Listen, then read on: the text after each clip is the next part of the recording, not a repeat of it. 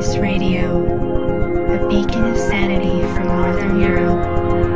RedEyesCreations.com. Hi everyone, welcome and thank you for tuning in to Red Eyes Radio. This is Henrik and the website is RedEyesCreations.com, where you can go to find more radio, TV programs, news, commentaries, videos, films, and much more on all kinds of subjects that we find interesting and important. If you're new to the program, take a look in our archives. Lots of controversial, exciting, and hopefully perspective-broadening material that will make you think and question. That's what it's all about. Mark Webber, historian, author, lecturer, and current affairs analyst, is director of the Institute for Historical Review, an independent public interest educational center and publisher based in Southern California. Mark is a specialist of modern 20th century European and American history, and is the author of many articles, reviews, and essays dealing with historical, political, and social issues. And today Mark is with us to discuss US foreign policy, the world wars, the Israeli-Palestine conflict, and conspiracies. He emphasizes the danger in a one-sided view of history. We'll talk about how there is a great chasm between what people know and the official story when it comes to history, politics, and the media. Welcome to Red Eyes Radio. Mark Webber, first of all, thank you for coming on the program. We really appreciate it. How are you today, Mark?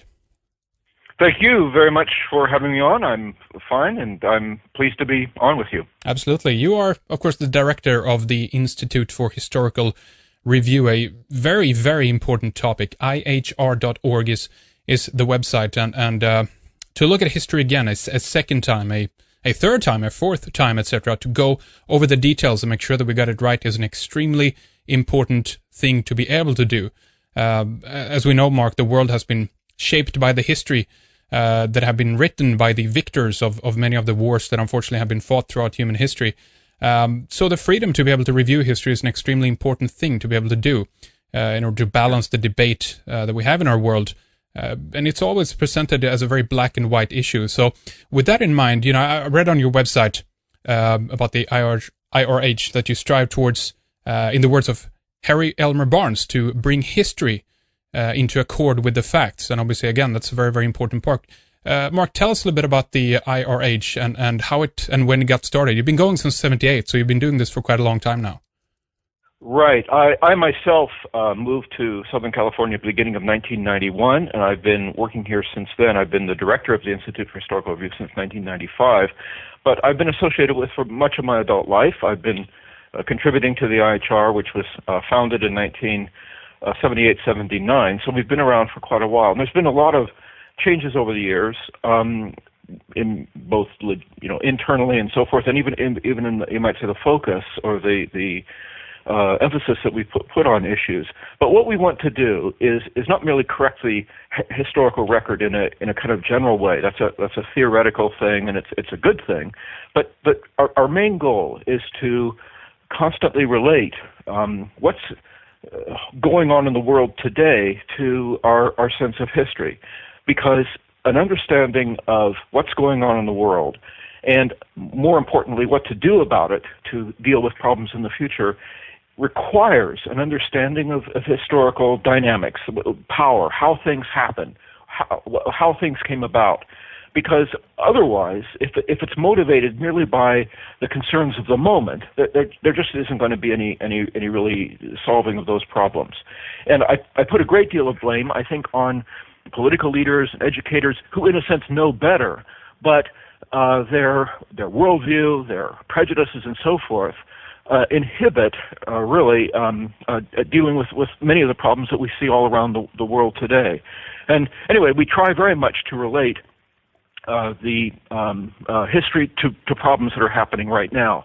Of course, a big issue right now in the world is the prospect of war with Iran. Yes. And Israeli leaders have been talking a great deal, very bluntly, very openly, that they will attack Iran, even with possibly nuclear weapons, if Iran does not cease to carry on what it says is a peaceful nuclear program. I mean, it's anybody's guess But the point is, this is a major international issue, and looking at it requires a solid understanding of, well, how did this happen? What motivates Iran? What motivates Israel? What are and the United States in all of this?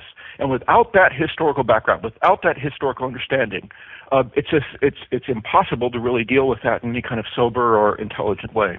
I absolutely agree, and this is maybe a subject we can go into a little bit more detail in here a little bit later, because I want to ask you what you consider to be some of the most problematic areas, if you will, then, of history as you see it, and also how far back we need to go, because on this program, Mark, we've taken the opportunity, if you will, to actually go back even into prehistory to understand the human condition, if you will. But how far back do we need to go to get a better grip on history? Well, okay, yeah, that's right.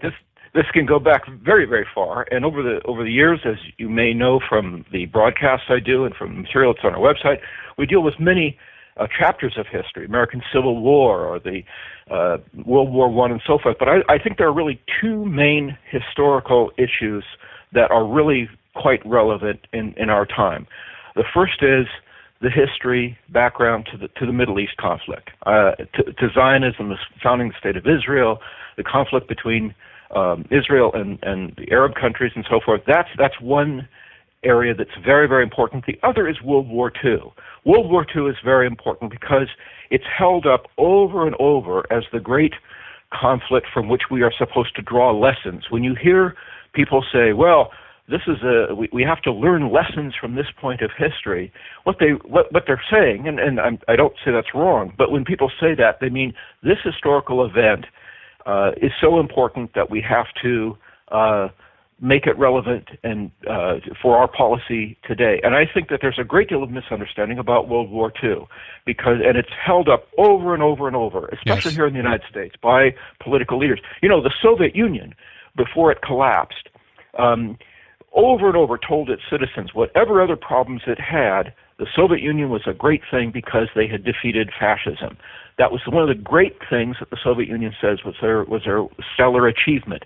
For the Soviet Union, World War II was very important because the Soviet Union emerged from World War II as probably, along with the United States, the great victorious power. And that's also true of the United States of America as well. And so for both countries, now Soviet Union, of course, is gone, but for the United States, World War II is held up as the great triumph of America over evil. And the real truth of the matter is that that's a simplistic and even dangerously simplistic view, I think, of World War II. Yeah. And so I would say there's two major historical issues that I think are especially relevant, important, and important to deal with objectively. That is the Middle East conflict narrative and World War II. And we put a great deal of emphasis over the years on those two great historical questions. Absolutely. The Middle East and the Second World War. These topics are connected, of course, as all things are in history. Nothing is disconnected. You have a succession of events happening. Right. The Second World War ending in 1945, and then we have the Israel created in 1948, and we have, as you say, Mark, the EU, the UN, the League of Nations, and all these things coming into fruition after the Second World War to try to prevent this from ever happening again. But to understand World War II, we also need to go back to World War I. So maybe we can begin there and see how you would like to present some of this material from your perspective, Mark. Well, that's right. I mean, World War II is in a sense almost, in many ways became inevitable out of the chaos of the First World War. I did a broadcast just recently about this, and I was citing over and over the writing of George Kennan. He's a great American historian and diplomat, and he emphasized how the First World War was really the seminal conflict, the great Urkatastrophe, as it might say in German, that shattered the stability of the Western world. It was a conflict that ended up in the destruction of the Romanov dynasty in Russia, the end of the Russian Empire, the end of the Hohenzollern dynasty in Germany, and breaking up, of course, of Germany, the breaking up the Austro-Hungarian Empire, the shattering of an old world order. And out of that chaos, of course, came the rise of the communist state in Russia, the Bolshevik regime in Russia, the chaos that brought from that the rise of Mussolini and Hitler and so forth in Middle Europe and Central Europe. And then out of that, the unresolved issues of the First World War and the tremendous disappointment about the promises of the Allies led almost inevitably to the conflict we call the Second World War. But that's right. The 20th century and Second World War, none of those events are in a vacuum. They're very closely related to each other. And by the same token, how we look at the Middle East and the founding of the State of Israel is also very closely related to the aftermath of the Second World War. One of the most important points we try to make over and over is history isn't really written by the winners. History is written by those who have power. There may be a change of narrative about World War II. For example, with the collapse of the Soviet Union and the end of Soviet domination of Eastern Europe, there was an enormous rewriting of history throughout Eastern Europe and the Soviet Union. Suddenly, textbooks that have been in place for many, many years were out of date. And Eastern Europe today, and to a lesser extent, or maybe to a greater extent, Russia, are still trying to grapple with their historical narrative, because our historical narrative is a great deal, it's really in a sense our sense of ourselves, our identity, or collective identity of every society is closely tied up to its sort of national narrative of itself, how it views itself. And Eastern Europe is still going through that. Now, and in all of this, there's how history is presented in every society isn't just who wins the war, because eventually time goes on. It's who holds power in society at the moment. Yeah. That's going to be a decisive factor in how we look at the past, and ultimately how we're expected to look at ourselves as a people. I mean, each country being different. Absolutely. If we look a little bit at the what seems to be the catalyst for World War I, we have an interesting piece of information there that I'd like to run by and see what your take on that is. The Black Hand, Gavrilo Princip, right? He murdered the Emperor Franz Joseph, the Austro-Hungarian Empire chief at the time, right? How do you see this? The Black Hand is a kind of a secret society almost behind this event that just kicks off World War I. Is it that simple? No, it's not that simple. No, I mean, very often in history, and I know that many people have a different view, but very often in history, events take place that are catastrophic, not because this is the intention, but out of stupidity, out of a miscalculation. Very often in history, the people who have power don't make decisions, not necessarily evil or wrong decisions. They're miscalculations. Mm-hmm. The greatest conflict in American history is the American Civil War. Now, no one at the beginning of the American Civil War wanted or anticipated a conflict anything like the catastrophe that eventually took place from 1861 to 1865 in the United States. More Americans died in that conflict than in World War I, World War II, Korean War combined. I mean, enormously terrible thing. But at the beginning, no one really saw that. But underlying the differences between the North and the South were fundamentally different views, and each side jockeyed for power, position, and so forth, and it led to this tremendous thing. Now, it wasn't because somebody said at the very beginning, oh, we're going to have this terrible conflict, lots of people are going to die. Right. A similar thing happened in World War I. At the very beginning of the conflict, in England, in Germany, in France, and Russia, people tremendously miscalculated. Contrary to what Allies said after World War I, the German Emperor, Kaiser Wilhelm, he didn't want a huge war. He was trying to support Austria. Austria had this tremendous problem with Serbia because of the weakness of its own internal multicultural problems. And Russia mobilized because they were defending Serbia, but no one expected the conflict to drag on for 4 years and to wipe out so much of the best of the young people all over Europe. A terrible, terrible catastrophe, culturally, genetically, in every possible way. But again, it wasn't something that anybody at that time foresaw the scope of that catastrophe.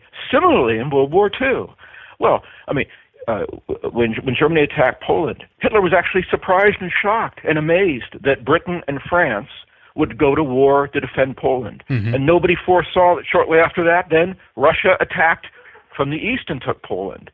And nobody foresaw how quickly Germany was able to subdue France in the summer of 1940, and the war turned out very, very differently than any of the major powers expected that it would. And very often in history, that's the situation. And that's why, in our time, it's very, very important, especially for leaders, to base their policies and their decisions on a realistic sense of what's going on and not in terms of what they want to happen.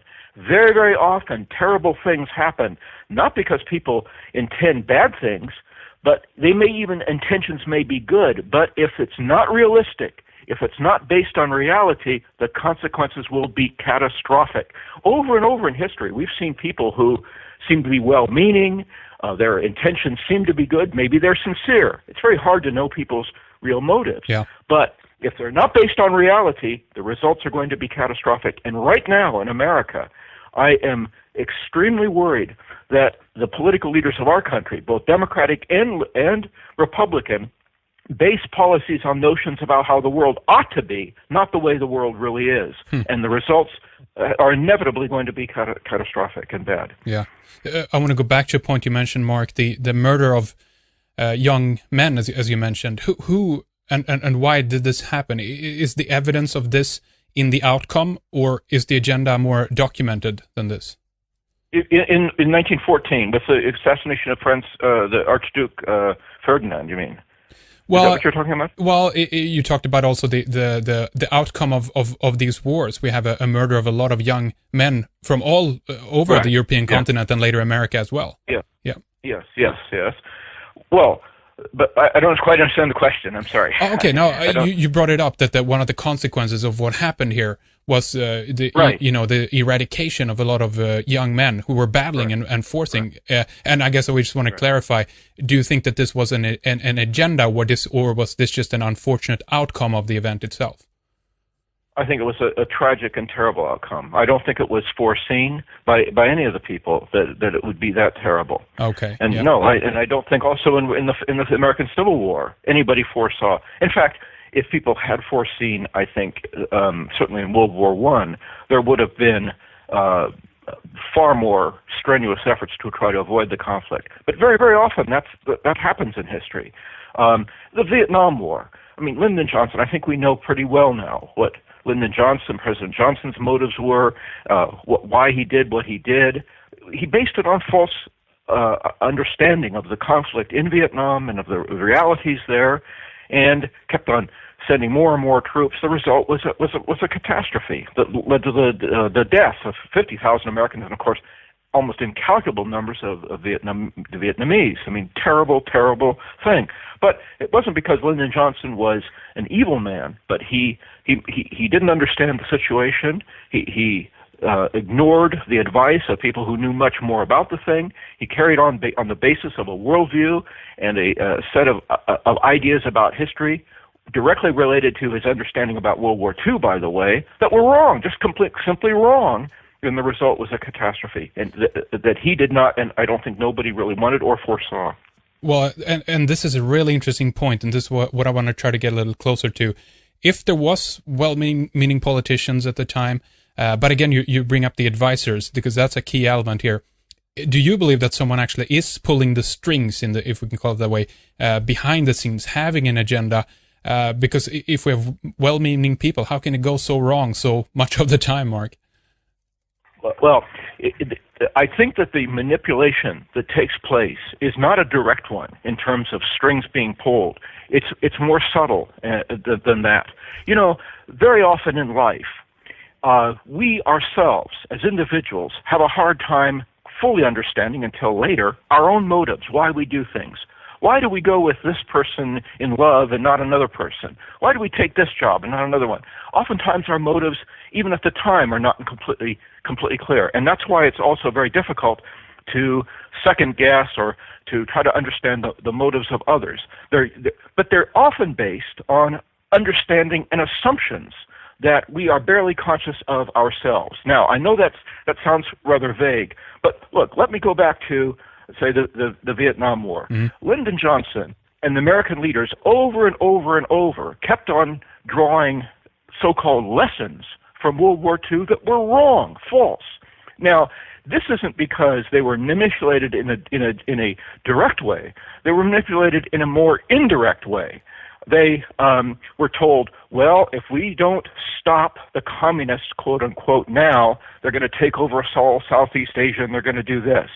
But it's not what happened in the 1930s, and so the lessons they drew for it and the policies they carried out as a result of it were wrong. Now, a more important and more directly related one is now the comparisons with Iran and the Middle East situation today, where there is an assumption in the American media that because of the lessons, quote unquote, of World War II, America and the world must support Israel and whatever it does, basically. That's what American politicians say. Yeah. That's ridiculous, really. That's dangerous to do that.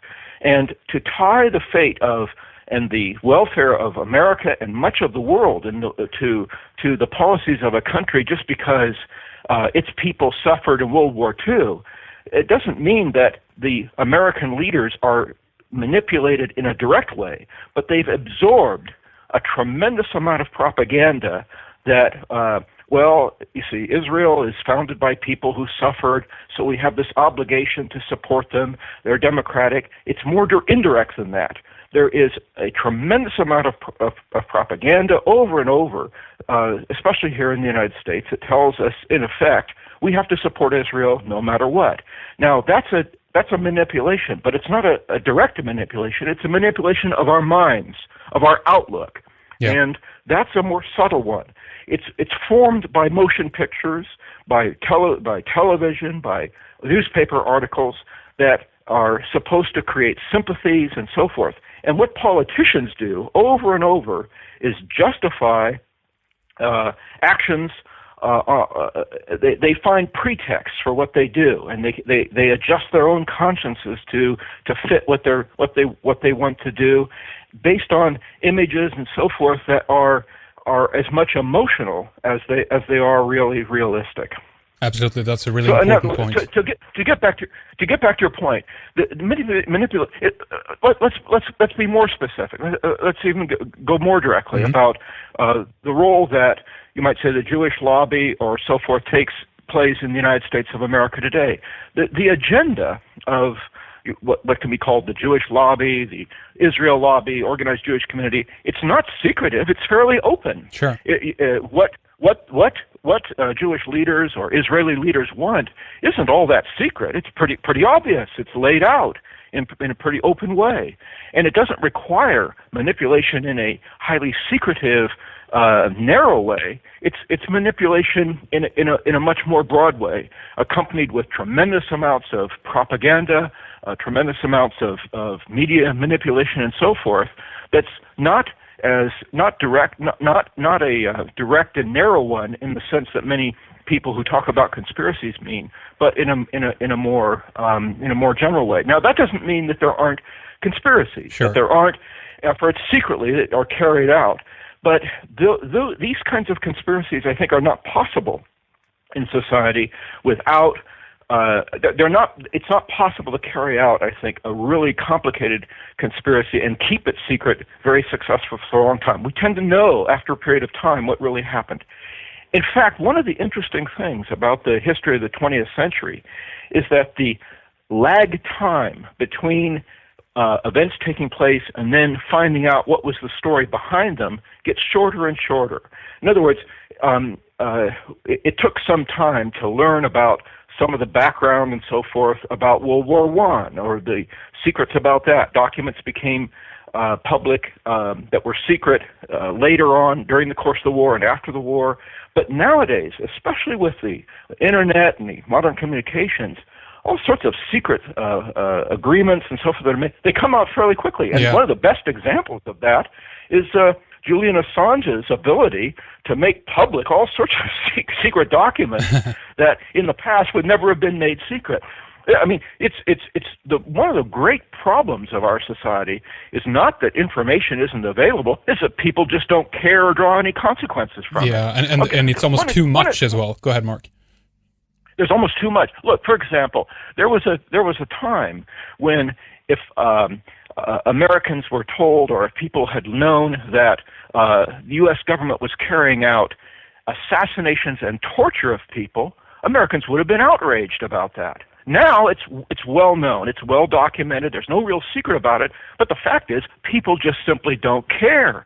They don't. It's that's, to me, as astonishing as anything. Yeah. You know, right now, the United States leaders, including Obama and the Republicans, are all talking about a threat of war against Iran. They say, the words they use is, all options are on the table. Well, that's a polite way of saying we may even attack your country with nuclear weapons. When they say all options are on the table, now, how many Americans know, how many people understand that even the threat like that is illegal under the UN Charter?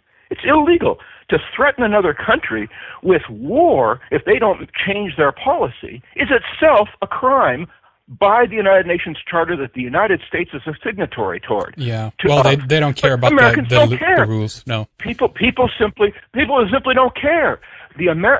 Especially here in this country, Americans leaders carry out policies that if any other country carried them out, we would express outrage about it. In fact, and again, I'm jumping a little bit.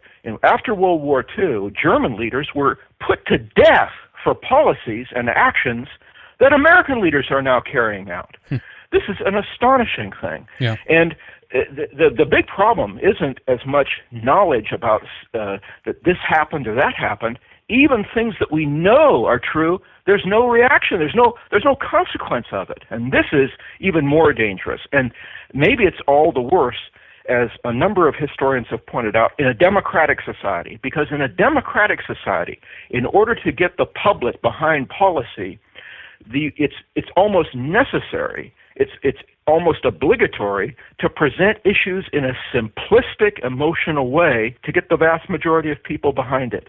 To get people to support a policy of war, it's almost, in a democratic society, the leaders have to portray the enemy as evil, as threatening everybody. He has to be destroyed, and that makes it very difficult to adjust policy in any calibrated, any prudent way. I mean, so over and over, American leaders will say, this leader or that leader, he's like a new Hitler. He's terrible. He's evil. He's going to take over the world. And that's crazy. It's stupid. But the mass majority of the public will not support a policy of war or strong policies unless the leaders are able to portray the enemy in the most diabolical, terrible ways. And that's a problem of democracy and the mass media in a modern democratic society, I'm afraid. Oh, yeah, you bet. There's so many important points in there of what you raised and brought up. I mean, first of all, they don't follow the rules that they've created in the beginning. It's not for them, it's for everybody else. They create the rules, it seems like, which is just astonishing and amazing in itself. In fact, one of the most, I think, really disturbing things is how many American political leaders now talk over and over about America as a so-called exceptional country. What that means, and they talk about Israel too as being exceptional. What that means in practical terms is that America is not. We don't hold ourselves to the standards in international affairs that we insist upon of other people. We say, in effect, we get to do things that if other countries do it, we're going to attack them or condemn them or whatever. And this is a form of arrogance, very, very dangerous.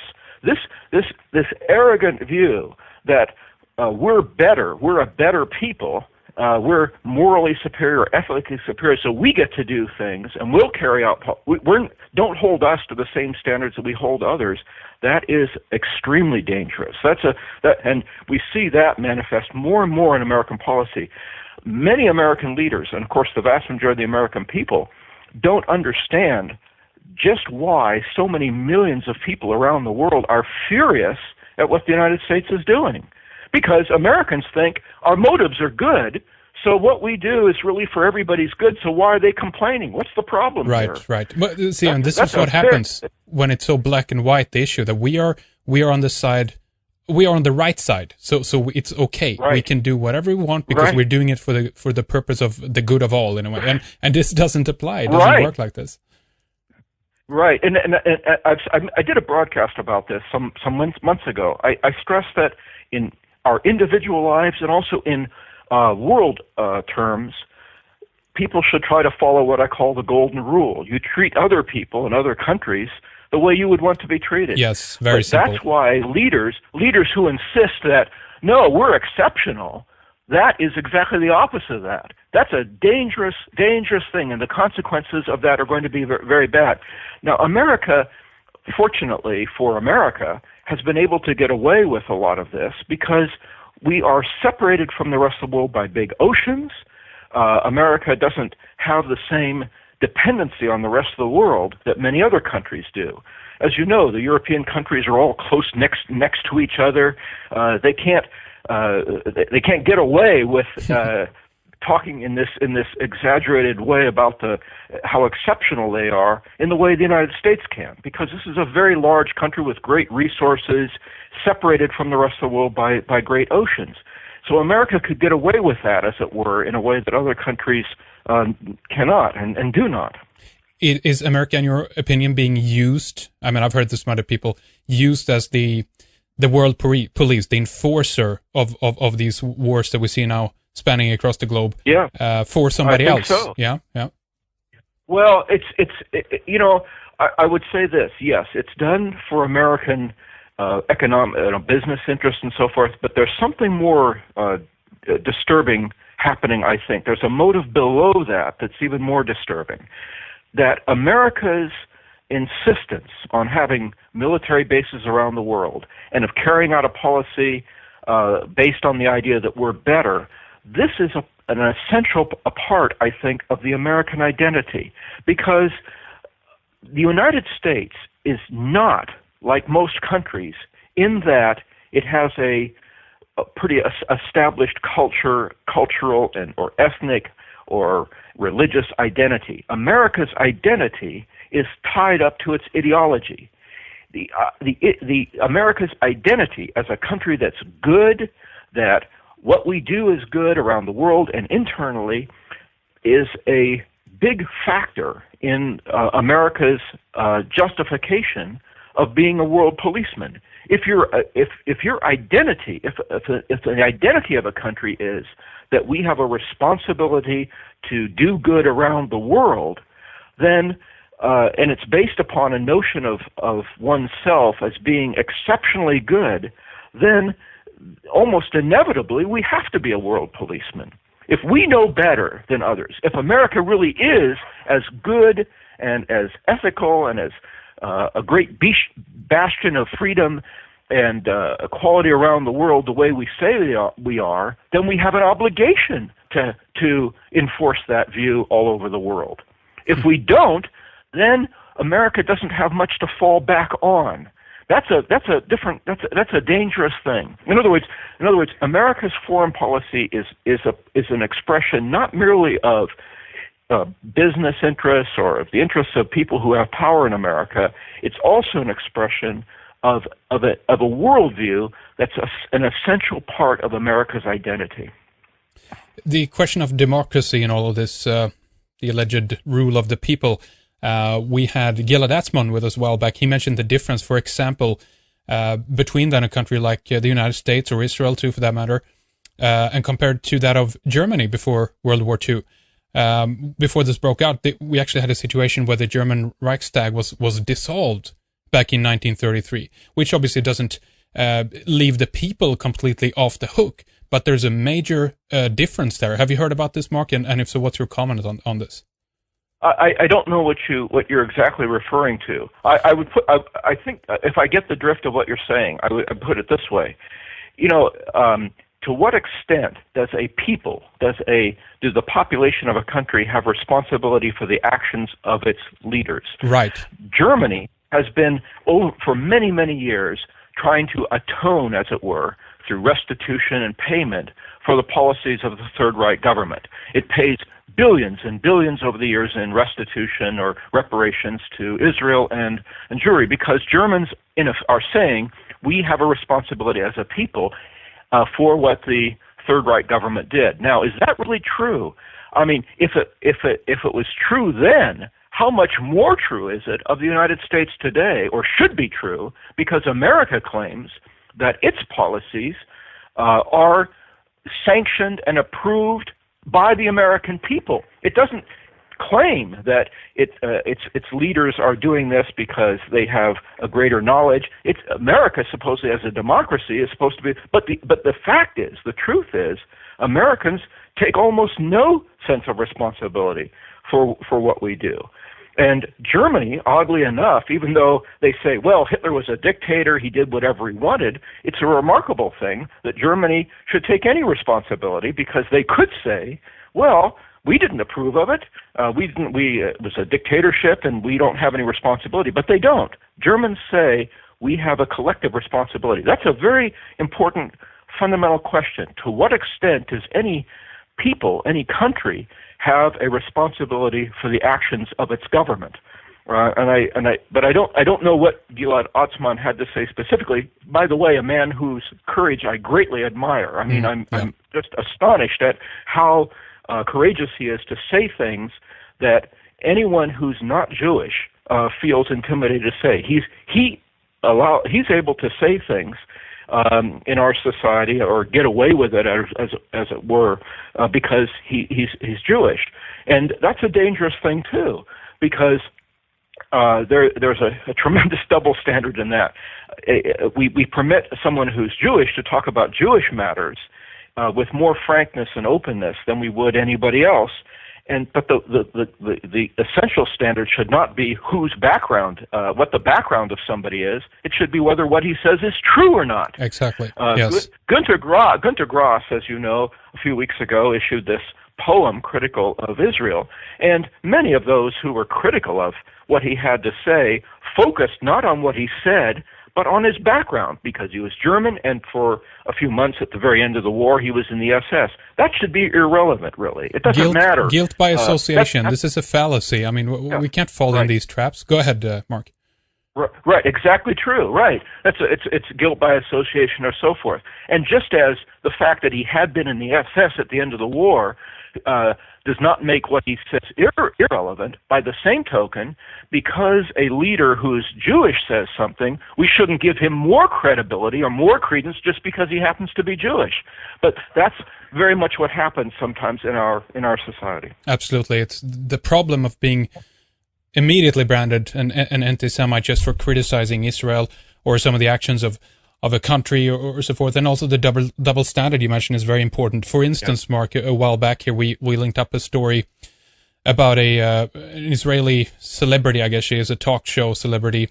Irit Linner is her name. I don't know if I pronounced that correctly. Anyway, she explained how she was glad to see the Israeli Defense Force, an officer there, slammed the butt of his rifle into the face of an unarmed, non-violent Danish peace activist, just because of the fact that he had golden hair and made him look like a member of the Hitlerjugend, you know? So, I mean, this is incredible. What a statement. And the fact that, I mean, I haven't heard any major outlashings against this. Have you?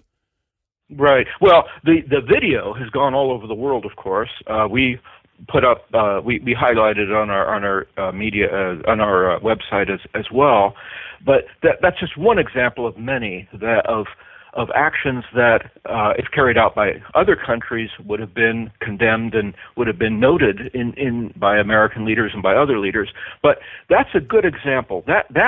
What you're talking about there, that particular incident, is a good example, I think, of things that are happening all over the world that millions of people see and know about, but it's not acknowledged by our political leaders or by the mainstream media. That's one manifestation of a big crisis, I think, that's happening throughout the Western world. A greater and greater chasm or disparity between what people sort of know and what the official view is, you might say. You know, propaganda of any society is powerful, but it's not all powerful. In the old Soviet Union, the Communist Party controlled the media, obviously. But what happens when the leaders of a country and the media say things that are untrue is eventual. And when people see that it's different than their experiences, they tend not to believe then increasingly whatever the leaders say. Right. Something like that is happening now in Europe and the United States. People increasingly are skeptical and dubious about whatever now they hear in the media. They don't know quite what to believe. And that's a dangerous thing for any society. A breakdown of trust, of a kind of fundamental trust and confidence in the credibility and the leadership, both politically and culturally, of society. That we're seeing that all over the Western world today. That's a very, very dangerous thing. And at the same time, I can't help to think, Mark, that in some way it's also good because the appeal to authority has lost its power, meaning that people, first of all, think for themselves instead of believing the professor with the degree, right. If you know what I mean. That's right. I understand that completely, and I support that. But nonetheless, it's in a healthy society, people should have a high level of confidence and trust in their leaders. But of course, I want people to be skeptical. We encourage people to think for themselves about what we're told officially over and over. I agree, but that's right. In a good, healthy society, people should have a level of trust, but that trust, of course, has to be earned. It has to be based on reality. But in the time we live in today, the great need of our time is to be skeptical, I think, because we are being deceived and lied to by our leaders politically and so forth. Absolutely. And in many cases, this deception comes in the form of omission or simply just not talking about certain things when we look back into history. For instance, two things that really put things into context for me, Mark, about the, first of all, the Treaty of Versailles, and then later the Balfour Declaration. Can you talk a little bit about these and how you think that these are important? Yes, they're very important. Well, first of all, the Balfour Declaration, of course, was a statement by the British government in 1917 to support a quote Jewish homeland in Palestine. Now, that wording was deliberately vague, whether that means a state, whether it means in Palestine or all of Palestine, but it was a pledge by the British government to Jewish leaders to enlist their support for, especially in the United States, for Jewish involvement in the First World War, because at the time, up until 1917, Jewish public opinion in Europe and in the United States tended to be supportive of the Central Powers, of Germany, because the country that Jews tended to hate the most at the time was Tsarist Russia, and that was on the Allied side. So after the overthrow of the Tsar, and to secure support from Jews for the Allied cause in the First World War, Lord Balfour issued this declaration promising a Jewish homeland in Palestine. Now, one of the interesting things about this is that this pledge was deceitful because it was contrary to other pledges the Allies were giving to the Arabs that they would have self-determination after the fall of the Ottoman Empire, which was, of course, an ally of Germany, and contrary to still more pledges that were made secretly between Britain and France to carve up the Middle East between those two countries. Yeah.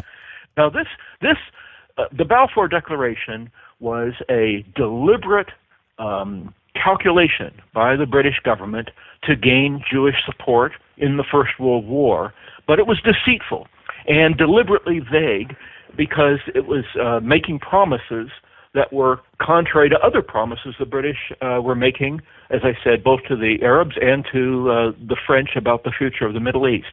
And it wasn't until the Bolsheviks took power in Russia that they began publishing, making public secret treaties that the British and the French had been making. Now, that deceit also was true of the Treaty of Versailles as well. The Americans and the British and the French during the First World War pledged over and over that what they wanted was a world in which there would be no victors or vanquished. They didn't want to crush Germany. They didn't want to destroy Germany. They merely wanted a new world afterwards in which there would be no war and there would be justice for everybody. Well, on the basis of those promises made by especially President Wilson in his so-called 14 points, which was endorsed by the British and French, which were endorsed by the British and the French, the Germans agreed to an armistice in 1918. But very shortly afterwards, the British, the French, and most notably the Americans broke those pledges and instead imposed a harsh and punitive Treaty of Versailles on Germany that was both ethically contemptible and also was very harsh and completely contrary to the pledges the Allies had made. This led to tremendous disillusionment in Germany in the promises of democratic leaders, in the promises and the credibility of the United States, and helped to discredit, of course, the government that came to power after World War I in Germany, the so-called Weimar Republic. Yes. And made it very weak.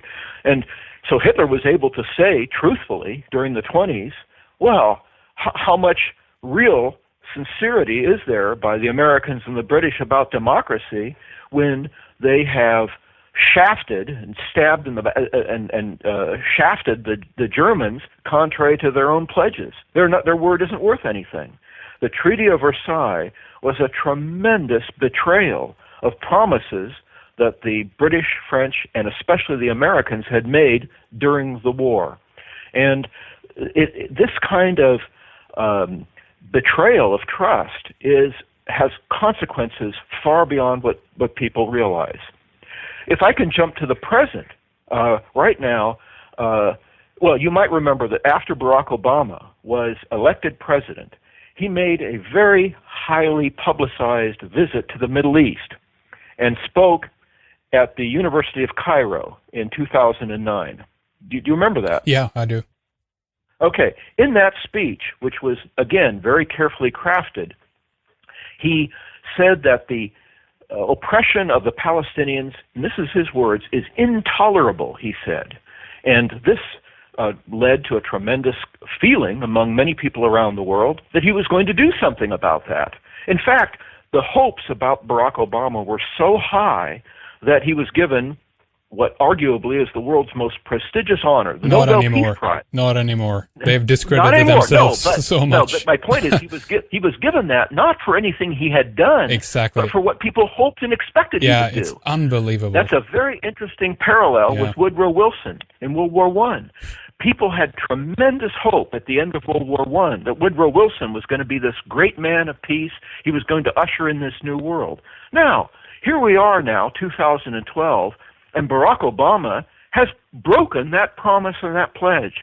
The oppression or the occupation of Palestinians seems to be quite tolerable to Barack Obama. Yeah. And around the world, there is tremendous disillusionment by a man who makes these promises, these pledges, that are just words. They're empty promises and empty pledges. They're two-faced. They talk to please the audience wherever they may end up to get them on their side. I mean, this is propaganda as ever. Yeah. Yes. This is propaganda. Now, again, we don't know what's in. We don't know for sure what's in Barack Obama's mind, but I think probably his mind or his heart wants to do some things that he feels he can't do. But this is typical of many American leaders. There's lots of high rhetoric and lots of noble-sounding words that when it comes down to the nut of the thing, when it comes right down to it, they're not really serious about. You know, back in 1938, the British Prime Minister Neville Chamberlain wrote, he said, "It is always safest and best," he wrote, "to count on nothing from the Americans except words." Now, many, many times, that's a harsh thing to say, but that's been shown, I think, over and over again, that in the case of the Treaty of Versailles, in the case of Barack Obama, and of course many other presidents, there's a lot of words and rhetoric that often sound good, but that you can't count on them. They're not serious. Oh, yeah. Oh, boy, it's a very interesting and important discussion here we're having about history, about many of the problems in the world, tying it into what is going on today. as well, Mark. I think we should take a short little pause at this point and continue in the next segment. We have just so much more to talk about. I have so many notes here. We are not going to be able to get to it all here today, but we'll do what we can, and we'll try as best as we can here. Why don't we end this hour, Mark, talking a little bit more about the website, about what you guys offer, and if there's any other kind of material that you want to mention for audiences here who are interested in learning and knowing more about what you do. Well, I want to encourage listeners to check out the IHR website. There's a tremendous amount of information, not merely on the homepage of the website, but a tremendous archive of articles about a whole number of historical questions that has a kind of consistency and I think a credibility that's sorely lacking in many other websites. A seriousness and an influence that I think is very, very unique, very rare. I'm very pleased about how much influence many of the articles and the broadcasts and so forth that we put out have around the world, as shown, for example, by how high we're rated on Google searches on a number of topics. But you'll find we strive very hard to present material with as much credibility and solidity as possible on a wide range of issues, and I think anybody who checks out the website will be pleasantly surprised at what they'll find. And again, what we try to do is not merely talk about history in a dry or simply academic way, but to tie this to issues of really great global importance in our day. Absolutely. It's IHR.org, the Institute for Historical Review, IHR.org. It's one of those days, Mark, when I stumble on the words. But in regard, we'll have the... happens to all of us. Yeah. We'll have it up on the website, the right URL right there. Very important addition to many of the websites that people, I think, go to check the news and so forth. So do take a look and go through some of the material there. Okay, Mark, let's take a short little break at this point. We'll continue with more when we return after this. Usually, only a minority questions, thinks deeper, and second guesses history. And when they do, they usually face criticism for doing so, unfortunately. The word review, or revision, simply means to look again. And that has been associated with something that you're not supposed to do. And that is a shame. In the second segment, Mark discusses Germany's predicament, events before and after World War II, propagated lies about Hitler and his policies. Also, we cover parallels between Nazi Germany and the European Union. Mark explains why a realistic view of World War II is crucial for our current time. We'll discuss American policy, identity, and world crusades. We end the program discussing the Israeli lobby, Jewish power in America, and America's undying support for Israel. A very important continuation of our interview with Mark Webber is next. To listen to this or any of our previous programs in their entirety, subscribe to our member section and get full access to the website. Also, we spare you from commercial breaks, and the website is free from blinking banners. We have over 500 programs, or probably more now, in our members area on all kinds of different topics. Go to redicecreations.com. All the information is right there for you. Also, we have some excellent programs coming your way next on Red Ice Radio. If you stay with us, you'll be able to hear Mary Sean Young, the actress from Blade Runner and Dune, coming on the program talking about her own awakening and how she got into many of the topics that we address on this program. After this, we have Kurt Lindahl, Holland van den Nieuwenhof, Tom Horn, Cliff High, Dean Clifford, Jordan Maxwell, Peter Haldorsson, Neil Kramer, Richard Merrick, Nora Getgaudas, Alex Newman, Eric Karlström, Britt D, and Tom Secker, to name a few. Our second hour with Mark Webber is next, so stay with us.